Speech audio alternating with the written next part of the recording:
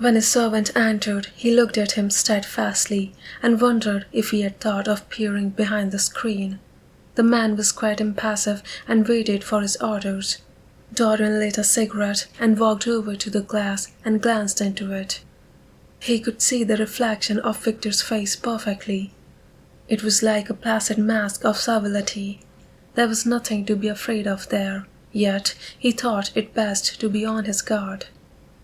Speaking very slowly, he told him to tell the housekeeper that he wanted to see her, and then to go to the frame maker and ask him to send 2 of his men round at once. It seemed to him that as the man left the room, his eyes wandered in the direction of the screen. Or was that merely his own fancy? After a few moments, in her black silk dress, with old-fashioned thread mittens on her wrinkled hands, Mrs. Leaf bustled into the library. He asked her for the key of the schoolroom. "The old schoolroom, Mr. Dorian?" she exclaimed. "Why? It is full of dust. I must get it arranged and put straight before you go into it. It is not fit for you to see, sir. It is not, indeed." "I don't want it put straight, Leaf.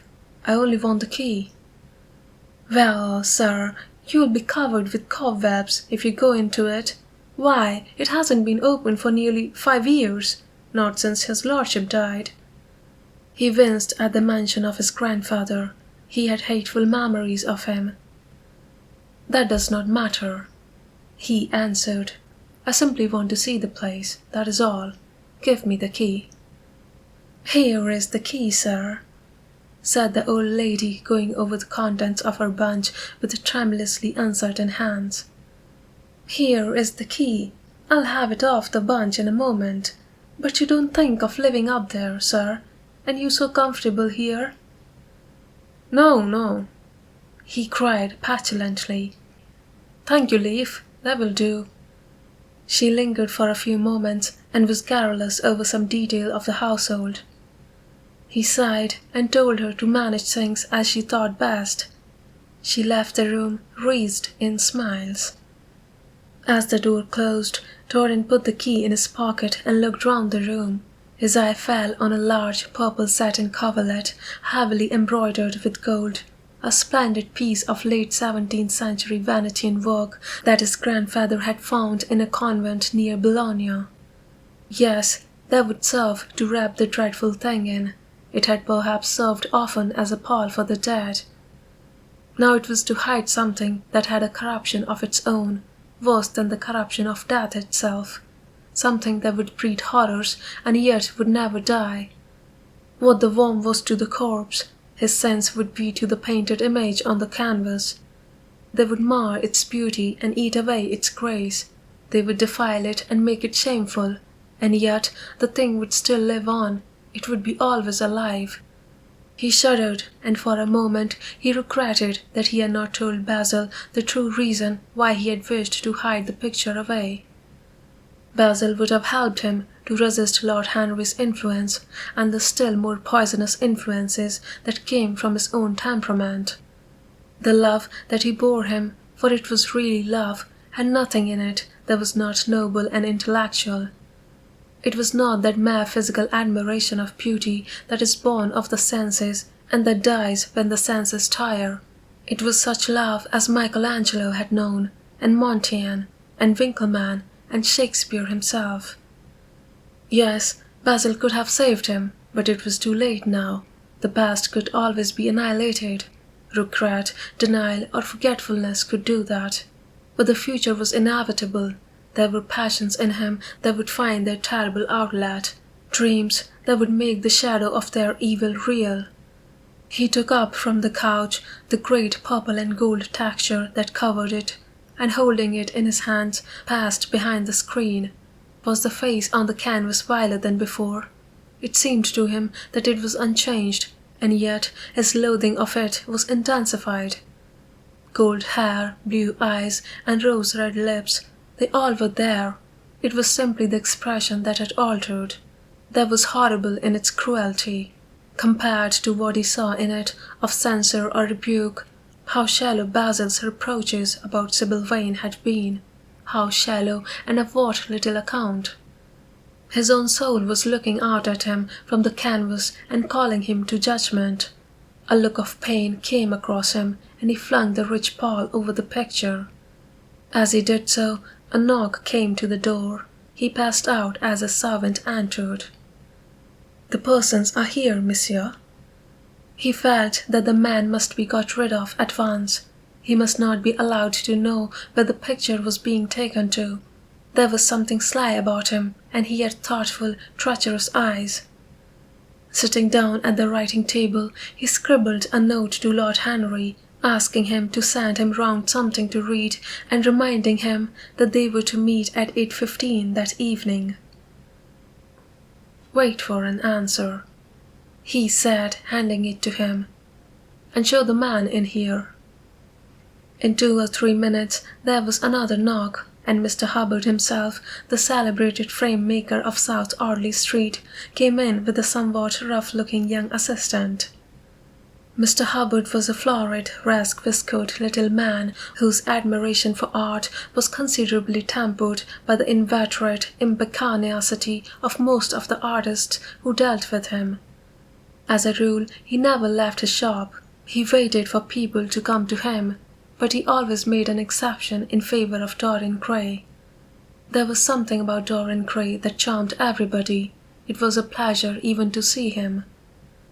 "What can I do for you, Mr. Gray?" he said, rubbing his fat, freckled hands. "I thought I would do myself the honor of coming round in person. I have just got a beauty of a frame, sir. Picked it up at a sale. Old Florentine. Came from Fontell, I believe. Admirably suited for a religious subject, Mr. Gray." "I'm so sorry you have given yourself the trouble of coming round, Mr. Hubbard.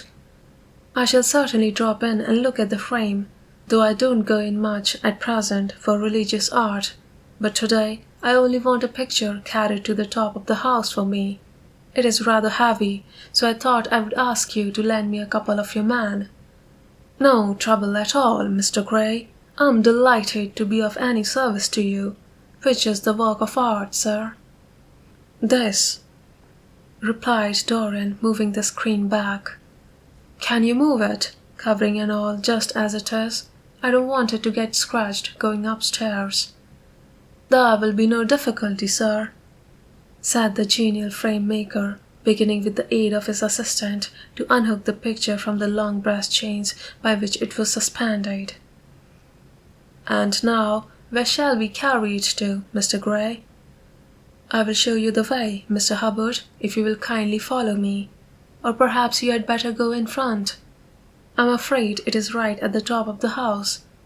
We will go up by the front staircase, as it is wider." He held the door open for them, and they passed out into the hall and began the ascent. The elaborate character of the frame had made the picture extremely bulky, and now and then, in spite of the obsequious protests of Mr. Hubbard, who had the true tradesman's spirited dislike of seeing a gentleman doing anything useful, Dorian put his hand to it so as to help them. "Something of a load to carry, sir," gasped the little man when they reached the top landing, and he wiped his shiny forehead. "I'm afraid it is rather heavy," murmured Dorian as he unlocked the door that opened into the room that was to keep for him the curious secret of his life and hide his soul from the eyes of man. He had not entered the place for more than 4 years, not indeed since he had used it first as a playroom when he was a child, and then as a study when he grew somewhat older. It was a large, well-proportioned room which had been specially built by the last Lord Kelso for the use of the little grandson, whom for his strange likeness to his mother, and also for other reasons, he had always hated and desired to keep at a distance. It appeared to Dorian to have but little changed. There was the huge Italian cassone with its fantastically painted panels and its tarnished gilt mouldings, in which he had so often hidden himself as a boy. There the satin-wood bookcase filled with his dog-eared school-books. On the wall behind, it was hanging the same ragged Flemish tapestry where a faded king and queen were playing chess in a garden, while a company of hawkers rode by, carrying hooded boats on their gauntleted wrists. How well he remembered it all! Every moment of his lonely childhood came back to him as he looked round. He recalled the stainless purity of his boyish life, and it seemed horrible to him that it was here the fatal portrait was to be hidden away. How little he had thought in those dead days of all that was in store for him. But there was no other place in the house so secure from prying eyes as this. He had the key, and no one else could enter it. Beneath its purple pall, the face painted on the canvas could grow bestial, sodden and unclean. What did it matter? No one could see it. He himself would not see it.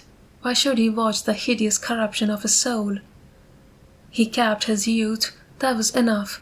And besides, might not his nature grow finer after all? There was no reason that the future should be so full of shame.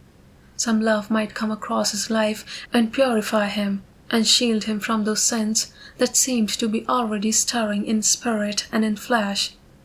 Those curious unpictured sins whose very mystery lent them their subtlety and their charm.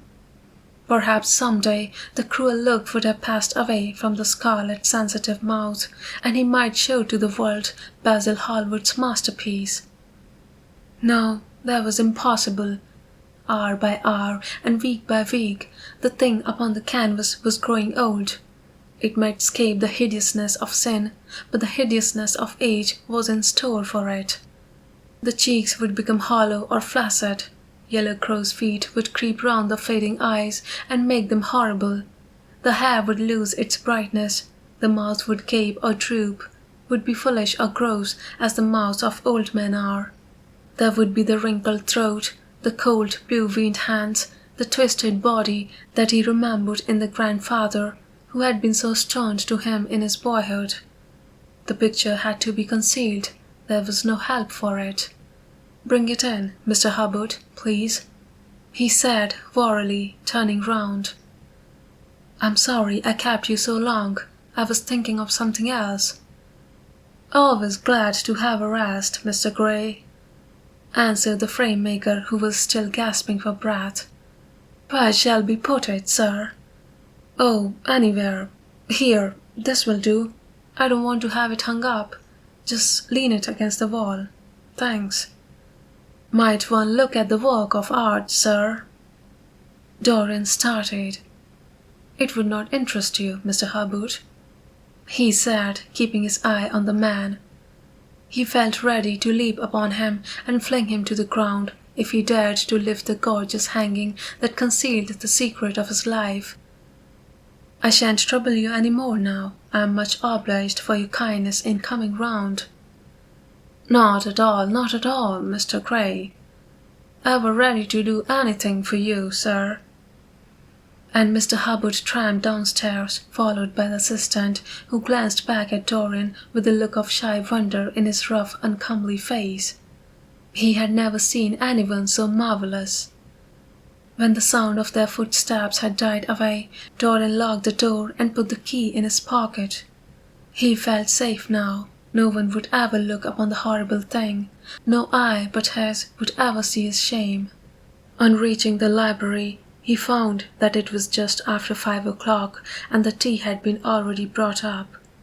On a little table of dark perfumed wood, thickly encrusted with nacre, a present from Lady Rarely, his guardian's wife, a pretty professional invalid who had spent the preceding winter in Cairo, was lying a note from Lord Henry, and beside it was a book bound in yellow paper, the cover slightly torn and the edges soiled.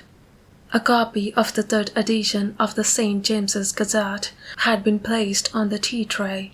It was evident that Victor had returned. He wondered if he had met the men in the hall as they were leaving the house and had wormed out of them what they had been doing. He would be sure to miss the picture, had no doubt missed it already while he had been laying the tea things. The screen had not been set back and a blank space was visible on the wall. Perhaps some night he might find him creeping upstairs and trying to force the door of the room. It was a horrible thing to have a spy in one's house. He had heard of rich men who had been blackmailed all their lives by some servant who had read a letter or overheard a conversation or picked up a card with an address or found beneath a pillow a withered flower or a shred of crumpled lace. He sighed and, having poured himself out some tea, opened Lord Henry's note. It was simply to say that he sent him round the evening paper and a book that might interest him, and that he would be at the club at 8:15. He opened the St. James's languidly and looked through it. A red pencil mark on the 5th page caught his eye. It drew attention to the following paragraph. Inquest on an actress. An inquest was held this morning at the Bell Tavern, Hoxton Road, by Mr. Danby, the district coroner, on the body of Sybil Vane, a young actress recently engaged at the Royal Theatre, Holborn. A verdict of death by misadventure was returned. Considerable sympathy was expressed for the mother of the deceased, who was greatly affected during the giving of her own evidence, and that of Dr. Brill, who had made the post-mortem examination of the deceased. He frowned and, tearing the paper in two, went across the room and flung the pieces away. How ugly it all was, and how horribly real ugliness made things. He felt a little annoyed with Lord Henry for having him send him the report. And it was certainly stupid of him to have marked it with red pencil. Victor might have read it. The man knew more than enough English for that. Perhaps he had read it and had begun to suspect something. And yet, what did it matter? What had Dorian Gray to do with Sybil Vane's death? There was nothing to fear. Dorian Gray had not killed her. His eye fell on the yellow book that Lord Henry had sent him. What was it? He wondered. He went towards the little pearl-coloured octagonal stand that had always looked to him like the work of some strange Egyptian bees that wrought in silver, and taking up the volume, flung himself into an armchair and began to turn over the leaves. After a few minutes he became absorbed. It was the strangest book that he had ever read. It seemed to him that in exquisite raiment, and to the delicate sound of flutes, the scenes of the world were passing in dumb show before him. Things that he had dimly dreamed of were suddenly made real to him. Things of which he had never dreamed were gradually revealed. It was a novel without a plot and with only one character, being indeed simply a psychological study of a certain young Parisian who spent his life trying to realize in the 19th century all the passions and modes of thought that belonged to every century except his own, and to sum up, as it were, in himself the various moods through which the world's spirit had ever passed, loving for their mere artificiality those renunciations that men have unwisely called virtue as much as those natural rebellions that wise men still call sin. The style in which it was written was that curious jewel style, vivid and obscure at once, full of argot and of archaisms, of technical expressions and of elaborate paraphrases, that characterizes the work of some of the finest artists of the French school of symbolicists. There were in it metaphors as monstrous as orchids and as subtle in colour. The life of the senses was described in the terms of mystical philosophy. One hardly knew at times whether one was reading the spiritual ecstasies of some medieval saint or the morbid confessions of a modern sinner. The heavy odour of incense seemed to cling about its pages and to trouble the brain. The mere cadence of the sentences, the subtle monotony of their music, so full as it was of complex refrains and movements elaborately repeated, produced in the mind of the lad, as he passed from chapter to chapter, a form of reverie, a melody of dreaming that made him unconscious of the falling day and creeping shadows. Cloudless and pierced by one solitary star, a copper-green sky gleamed through the windows. He read on by its wan light till he could read no more. Then, after his valet had reminded him several times of the lateness of the hour, he got up and going into the next room, placed the book on the little Florentine table that always stood at his bedside and began to dress for dinner. It was almost 9 o'clock before he reached the club, where he found Lord Henry sitting alone in the morning room, looking very much bored. "I'm so sorry, Harry," he cried, "but really it is entirely your fault. That book you sent me so fascinated me that I forgot how the time was going." "Yes, I thought you would like it," replied his host, rising from his chair. "I didn't say I liked it, Harry. I said it fascinated me. There's a great difference." "Ah, you have discovered that," murmured Lord Henry, and they passed into the dining room.